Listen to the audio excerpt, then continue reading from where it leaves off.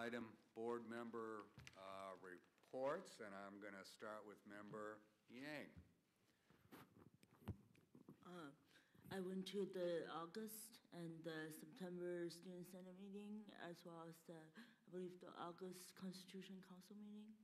And I was there with the student for about on August 31st at the Capitol while they were working on the negotiations of AB 1500 and AB 1501. Great. Member Ramos. Thank you. Well, as we heard today, I've been added to the EdPAC group of leaders, and I'm very much looking forward to continuing that work going forward as my committee assignment and assisting Vice Chancellor Von Ton Quinlivan and Catherine Swenson of her team in those important efforts. And secondly, with Fred Harris and Don Estrada of the Chancellor's Office staff, I've continued to work on sustainability awareness and leadership issues for the system, and we'll be looking forward to partnering with them and other allied groups in the field around 2 or 3 important conferences coming up at which I will be a featured speaker. I'm looking forward to that. Thank you. Member Baum. I just want to take this opportunity to again express my appreciation for the opportunity to work with the Chancellor.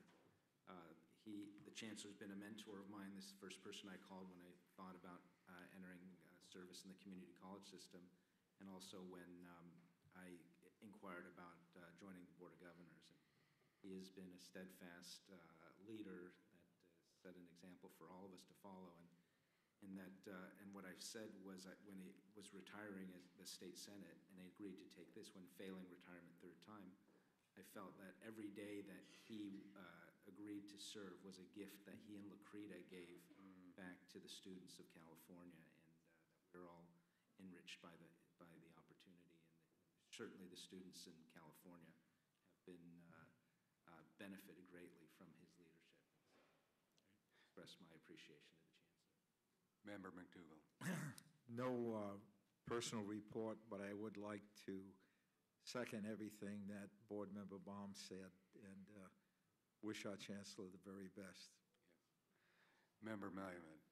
I did attend the EdPAC meeting, as I said earlier, and I also attended the Student Affairs Committee meeting on July 10th.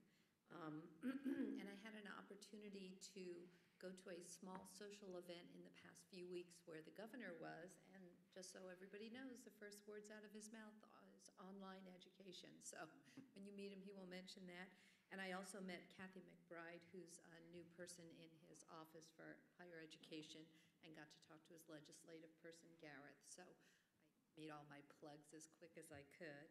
And I also want to thank Chancellor Scott for taking this job. I'm very happy he did. It's been great working together. And his wife, Lakrita, and I are the political spouses for many years. So she's been a great part of my life, too. Thank you. Vice President Baca. I attended a few events, but I just kind of want to highlight our former board member, Bobby McDonald, ran his annual event with Orange County Black Chamber of Commerce, and had a lot of folks there, including Will Gunn, who is the special counsel to the Veterans Administration, and also Major General Gravett, who is, of course, the Secretary of Department of Veterans Affairs. But I was able to present a Community Service Award to Sylvia Flores with the Faculty Association, who, of course, has done with the Chancellor staff worked on the summit, which, by the way, is going to be in the Bay Area the first part of December. So more information to be coming up on that. And then just very quickly, because of course, last meeting for the Chancellor and Vice Chancellor Garcia is, I think, walking out the door or something. But, you know, I just want to express my, she's occupied, but we just want to express my thanks, because for me personally, the last 2 or 3 years have been a tremendous learning experience for me, and that certainly is in large part to Chancellor Scott. It's been a really privilege and honor to be able to work with him, so wish you the very well in your retirement.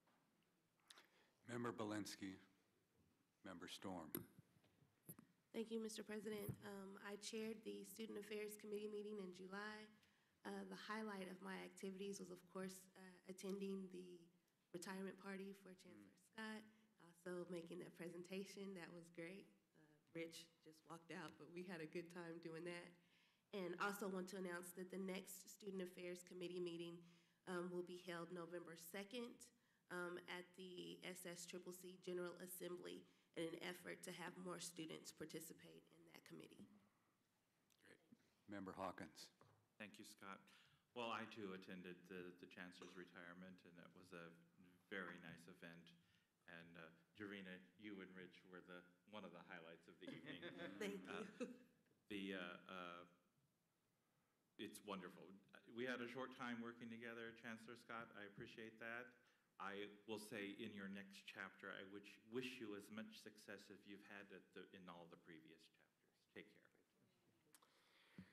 Okay, we are going to move into closed session and then come back and adjourn our meeting. And Jerry, am I correct in saying we should take lunch now? Yes. So lunch is over here. We're going to be escorted to another room and then come back over.